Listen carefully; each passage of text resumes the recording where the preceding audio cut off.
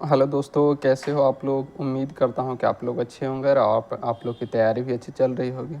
तो दोस्तों, आज हम लोग कवर करेंगे पॉलिटी का लेसन 4, जिसमें दिया संविधान की विशेषताएं। तो संविधान की विशेषता इसका क्वेश्चन नंबर 1 है,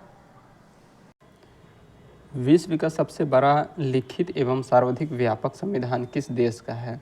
तो विश्व का सबसे बड़ा लिखित एवं सर्वाधिक व्यापक संविधान ये है भारत का, जो कि ऑप्शन बी में दिया हुआ है। तो इसका राइट आंसर ऑप्शन बी हो जाएगा।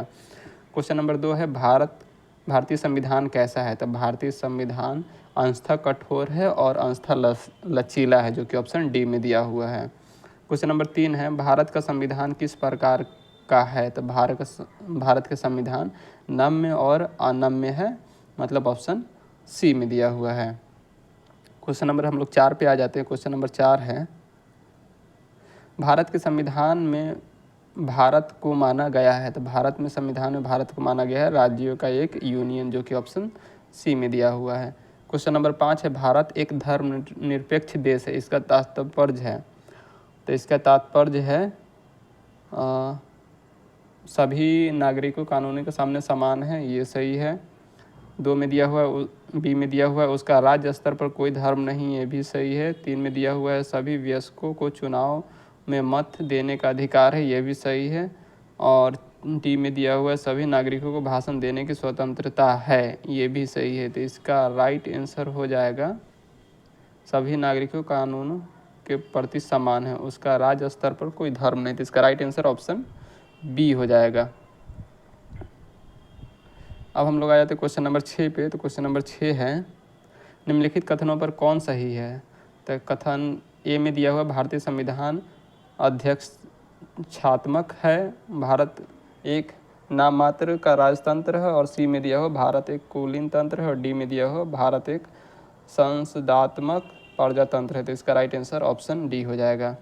क्वेश्चन नंबर 7 पे दिया हुआ है, भारतीय संविधान के संबंध में कौन सा कथन सही है। तो ए में है, यह एक मौलिक संविधान है। बी में है, यह दूसरे देशों के संविधान से प्रभावित है। इसका राइट आंसर ऑप्शन बी हो जाएगा, यह एक दूसरे देशों के संविधान से प्रभावित है। क्वेश्चन नंबर हम लोग 8 पे आ जाते हैं, निम्नलिखित में कौन सा कथन सही है। तो ऑप्शन ए में दिया हुआ है, भारत के संविधान भारत के संसदीय पद्धति की सरकार की व्यवस्था करता है, तो ये तो सही है। बी में दिया, भारत संविधान स्वतंत्रता न्यायपालिका की स्थापना की गई है, ये भी सही है। 3 में दिया हुआ है, भारतीय संविधान भारत में विधि के शासन की व्यवस्था करता है, ये भी सही। तो इसका right answer option number D हो जाएगा, उपयुक्त में से सभी। क्वेश्चन नंबर हम लोग 9 पे आ जाते हैं। क्वेश्चन नंबर 9 है, निम्नलिखित में से कौन सा कथन सही नहीं है। तो कथन डी में दिया हुआ है, संविधान के प्रवर्तक के समय संविधान के मूल कर्तव्य शामिल था, जो कि नहीं था। ऑप्शन इसका डी राइट आंसर हो जाएगा। क्वेश्चन नंबर 10 पे हम लोग आए थे। क्वेश्चन नंबर 10 है, निम्नलिखित में से कौन सा कथन सही है। तो ए में दिया हुआ, भारतीय संविधान की कई विदेशी संविधान के तत्वों का समावेश किया गया है, तो ये तो सही है। बी में दिया हुआ, भारतीय संविधान एकल नागरिकता का प्रावधान करता है, ये भी सही है। सी में दिया हुआ, भारतीय संविधान वयस्क मताधिकार की व्यवस्था करता है, ये भी सही। तो इसका राइट आंसर ऑप्शन डी हो जाएगा, उपर्युक्त सभी। क्वेश्चन नंबर 11, भारत का संविधान है। तो भारत का संविधान ये कठोर कम लचीला अधिक है, जो कि ऑप्शन सी में दिया हुआ है। तो इसका राइट आंसर ऑप्शन सी हो जाएगा। क्वेश्चन नंबर 12 है, भारतीय संविधान का स्वरूप किस प्रकार है। तो भारतीय संविधान का स्वरूप है संरचनात्मक में संघात्मक, भावना में एकात्मक, जो कि ऑप्शन सी में दिया हुआ है। तो इसका राइट आंसर ऑप्शन सी हो जाएगा। क्वेश्चन 13 है, भारतीय संविधान में एकात्मक है क्योंकि। तो इसका ऑप्शन ए में दिया हुआ, केवल सांसद को संवैधानिक संशोधन की प्रक्रिया आरंभ करने का अधिकार है। बी में दिया हुआ, कुछ स्थितियों में सांसद को राज्य के लिए कानून बनाने का अधिकार है। सी में दिया हुआ, अखिल भारतीय सेवा के कारण। तो इसका राइट आंसर हो जाएगा ऑप्शन डी, उपर्युक्त सभी।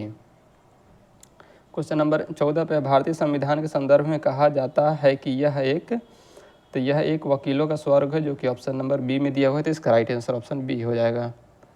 क्वेश्चन नंबर 15 पे आ जाते हैं। क्वेश्चन नंबर 15, भारतीय संविधान पर सबसे अधिक प्रभाव किसका पड़ा है। तो भारतीय संविधान में सबसे अधिक प्रभाव भारत सरकार अधिनियम 1935 का है, जो कि ऑप्शन सी ए में दिया हुआ है। क्वेश्चन नंबर 16 है, निम्नलिखित में से यह किससे निर्धारित होता है कि भारत का संविधान परिसंघीय है?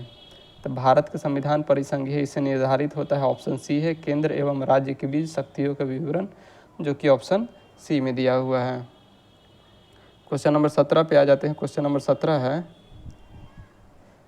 भारत में प्रजातंत्र इस तथ्य पर आधारित है कि, इसका राइट आंसर हो जाएगा ऑप्शन सी, जनता से सरकारों को चुनने तथा बदलने का अधिकार प्राप्त। जनता से सरकार को चुनने तथा बदलने का अधिकार प्राप्त है। इसका राइट आंसर ऑप्शन सी हो जाएगा। क्वेश्चन नंबर 18, भारतीय संविधान में 300 से अधिक आर्टिकल है, 350 से अधिक आर्टिकल है और 400 से अधिक आर्टिकल है, और डी में दिया हुआ 500 से अधिक आर्टिकल है। तो दोस्तों भारतीय संविधान में 395 आर्टिकल है, तो 395 आर्टिकल है, जो किसका राइट आंसर हो जाएगा 350 से अधिक। ठीक है, तो ऑप्शन बी इसका राइट आंसर हो जाएगा। क्वेश्चन नंबर 19 है, भारत में किस प्रकार की शासन व्यवस्था अपनाई गई है? तो भारत में ब्रिटिश संसदात्मक प्रणाली अपनाई गई है, जो कि ऑप्शन बी में दिया हुआ है, तो 19 का ऑप्शन बी राइट आंसर हो जाएगा। क्वेश्चन नंबर 20 पे आ जाते हैं हम लोग। क्वेश्चन नंबर 20, भारतीय राजनीतिक व्यवस्था में इनमें से कौन सर्वोच्च है? तो भारतीय राजनीतिक व्यवस्था में इनमें से संविधान सर्वोच्च है, जो कि ऑप्शन बी में दिया हुआ है। क्वेश्चन नंबर 21 पे हम लोग आए, तो क्वेश्चन नंबर 21 है, भारतीय संविधान के बृहद होने का कारण है। तो भारतीय संविधान के बृहद होने का कारण, इसका राइट आंसर ऑप्शन डी हो जाएगा। इसमें संघ तथा राज्य दोनों सरकारों का संविधान है। क्वेश्चन नंबर 22 है, भारतीय संविधान का अभिभावक कौन है? तो भारतीय संविधान का अभिभावक ऑप्शन सी हो जाएगा, सर्वोच्च न्यायालय। क्वेश्चन नंबर हम लोग 23 पे आ जाते हैं। क्वेश्चन नंबर 23 में क्या पूछ रहा है, भारत में वयस्क मताधिकार की उम्र सीमा क्या है? तो इसका राइट आंसर हो जाएगा ऑप्शन ए 18 वर्ष। क्वेश्चन नंबर 24 है, भारतीय संघीय व्यवस्था की एक विशेषता है। तो भारतीय संघीय व्यवस्था की एक विशेषता संविधान की सर्वोच्चता, जो कि ऑप्शन बी में दिया हुआ है, तो इसका राइट आंसर ऑप्शन बी हो जाएगा। क्वेश्चन नंबर 25 है, भारत के संविधान के संघीय शब्द की जगह किन शब्दों को स्थान दिया गया है? तो इसमें दिया गया है राज्य का संघ, जो कि ऑप्शन नंबर सी में दिया हुआ है, तो इसका राइट आंसर ऑप्शन सी हो जाएगा। क्वेश्चन नंबर हम लोग 26 पे आ जाते हैं।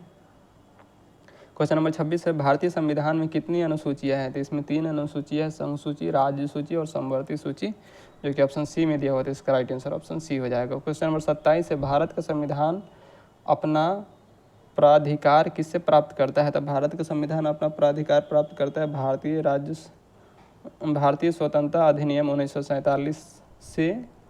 बी में दिया हुआ, समाज के सभी वर्गों के द्वारा प्रतिनिधित्व, संविधान सभा से, भारत की जनता से और राष्ट्रपति तथा सर्वोच्च न्यायालय से। तो इसका राइट आंसर हो जाएगा ऑप्शन सी, भारत की जनता से।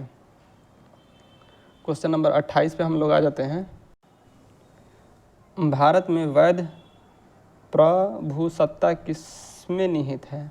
तो भारत में वैध प्रभुसत्ता ये निहित है संविधान में, जो कि ऑप्शन नंबर डी में दिया हुआ है, तो इसका राइट आंसर ऑप्शन डी हो जाएगा। क्वेश्चन नंबर 29 है, भारतीय संविधान की संरचना किस प्रकार की है? तो भारतीय संविधान की संरचना ये है कुछ एकात्मक कुछ कठोर, जो कि ऑप्शन सी में दिया हुआ है, तो इसका राइट आंसर ऑप्शन सी हो जाएगा। आ जाते हैं क्वेश्चन नंबर 30 पे।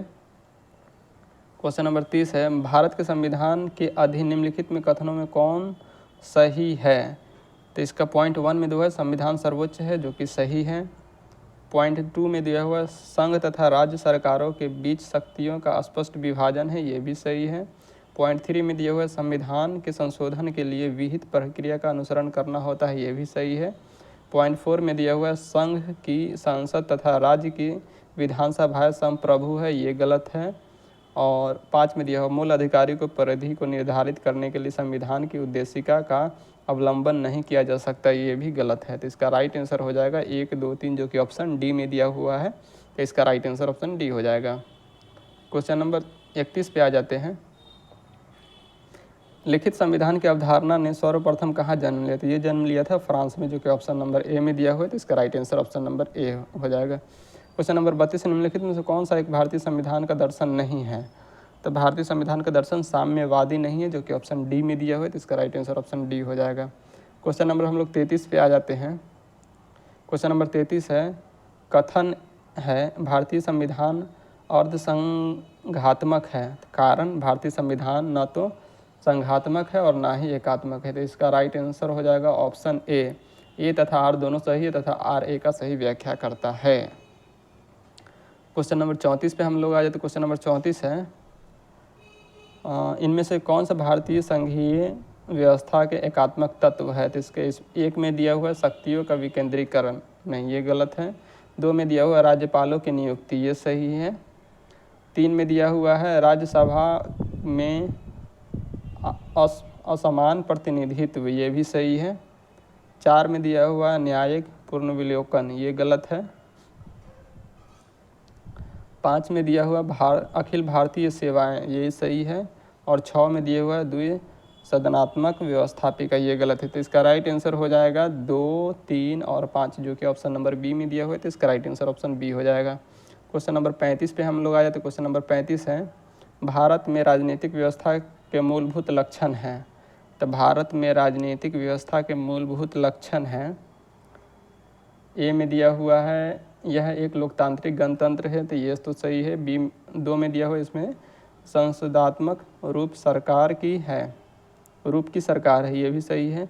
3 में दिया हुआ सर्वोच्च सत्ता भारत की जनता में निहित है, ये भी सही है। 4 में दिया हुआ यह एक एकीकरण शक्ति का प्रावधान करते, ये गलत है। तो इसका राइट आंसर 1, 2, 3 जो कि ऑप्शन बी में दिया हुआ है। तो इसका राइट आंसर ऑप्शन बी हो जाएगा। क्वेश्चन नंबर 36 है निम्नलिखित में से कौन सी विशेषता भारतीय संघ और अमेरिकी संघ दोनों में साझी है? तो व्यवस्था है संविधान की व्याख्या के लिए संघीय उच्चतम न्यायालय, जो कि ऑप्शन नंबर डी में दिया हुआ है। तो इसका राइट आंसर डी हो जाएगा। क्वेश्चन नंबर 37 है निम्नलिखित में से कौन भारतीय राज्य व्यवस्था में सर्वोच्च है? तो भारतीय राज्य व्यवस्था में सर्वोच्च संविधान है, जो कि ऑप्शन सी में दिया हुआ है। क्वेश्चन नंबर 38 में दिया हुआ है भारतीय संविधान का आप किस प्रकार वर्णन करेंगे? तो भारतीय संविधान विश्व के सबसे विस्तृत संविधान में से एक है, जो कि ऑप्शन सी में दिया हुआ है। क्वेश्चन नंबर 39 पे आ जाते। किसने कहा भारत एक अर्ध संघात्मक राज्य है? तो ये कहा था केसी वियर ने, जो कि ऑप्शन नंबर डी में दिया हुआ है। तो इसका राइट आंसर डी हो जाएगा। क्वेश्चन नंबर 40 निम्नलिखित में से कौन सा धर्मनिरपेक्ष राष्ट्र का लक्षण है? तो इसका राइट आंसर हो जाएगा ऑप्शन राष्ट्र का लक्षण नहीं है। तो इसका राइट आंसर हो जाएगा ऑप्शन सी, एक राष्ट्र को धर्मनिरपेक्ष होने के लिए आवश्यक लोकतांत्रिक होना चाहिए, जो कि ऑप्शन सी में दिया हुआ है। तो इसका राइट आंसर ऑप्शन सी हो जाएगा। क्वेश्चन नंबर 41 पे हम लोग आ जाते हैं। डैश लिखित नियमों का समूह है जिसे किसी देश में रहने वाले सभी लोगों को स्वीकार किया जाता है? तो ये संविधान है, जो ऑप्शन बी में दिया हुआ है। तो इसका राइट आंसर ऑप्शन बी हो जाएगा। क्वेश्चन नंबर 42 है भारत का संविधान सरकार की डैश प्रणाली के साथ एक संप्रभु समाजवादी धर्मनिरपेक्ष लोकतांत्रिक गणराज्य है? तो इसका राइट आंसर हो जाएगा सांसदीय, जो कि ऑप्शन बी में दिया हुआ है। तो इसका राइट आंसर ऑप्शन बी हो जाएगा। तो दोस्तों इस तरह से हम लोग का ये चैप्टर भी कंप्लीट होता है। अगर आप लोग को वीडियो अच्छी लग रही हो तो लाइक कीजिए, शेयर कीजिए। अगर सब्सक्राइब नहीं किए हैं तो सब्सक्राइब कर लीजिए। धन्यवाद।